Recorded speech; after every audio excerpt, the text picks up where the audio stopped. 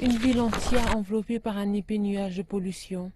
Ces photos ont été prises depuis l'un des plus hauts gratte-ciel de la capitale il y a 3 jours. 3 jours plus tard, c'est toujours la même chose, comme le montrent ces clichés, pris lundi matin. Je ne peux pas voir clairement, il y a énormément de véhicules et de gens sur la route. Les données révèlent qu'1,5 million de kilomètres au carré, soit un sixième du territoire chinois, est touché par le pire épisode de pollution atmosphérique de l'année. De nombreuses écoles sont fermées, des vols ont été annulés et prendre l'autoroute offre un paysage surréaliste.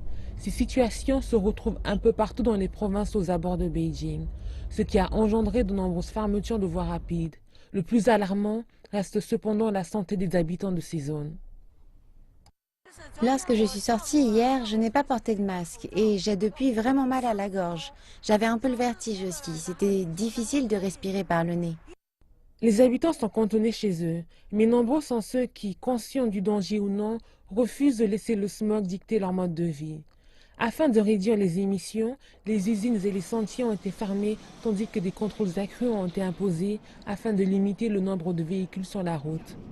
Les autorités centrales ont dépêché 13 équipes d'inspection afin de veiller au respect de ces mesures d'urgence dans les zones touchées. Même si les villes sont le terrain privilégié du smog, les zones rurales souffrent également. Certaines entreprises de petite taille ne disposent pas de l'équipement nécessaire au contrôle de leur impact environnemental.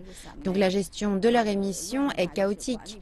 En général, il y a encore du chemin à faire, du côté public comme du côté privé. Les prévisions annoncent que cet épisode de smog ira en s'améliorant dans les 2 jours à venir grâce à de fortes pluies attendues dans le nord et le centre de la Chine. Toutefois, les besoins en air pur de la population ne peuvent à terme être si dépendants des conditions météorologiques.